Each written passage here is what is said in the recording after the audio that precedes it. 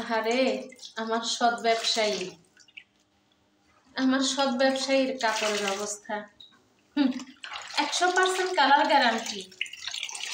আমি জীবনে কোনোদিন কারো কোনো ক্ষতি করার চেষ্টা করি নাই, সব সময় চলছি যেন কখনো আমার দ্বারা কারো কোনো ক্ষতি না হয়। আমি চাই নাই আমার কারণে ওনার ব্যবসার কোনো ক্ষতি হোক। আমি ছোট্ট একজন উদ্যোক্তা, আমি ঋণ করে ওনার কাছ থেকে কাপড় কিনছি।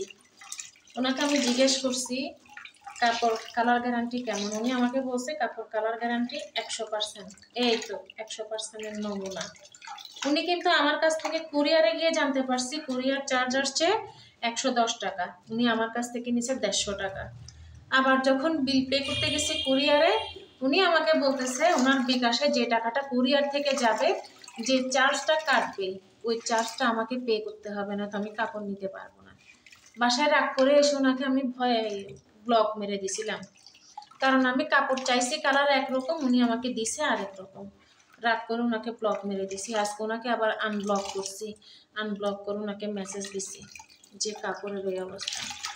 যাই হোক, সৎ ব্যবসায়ী, কিছু বলবো না।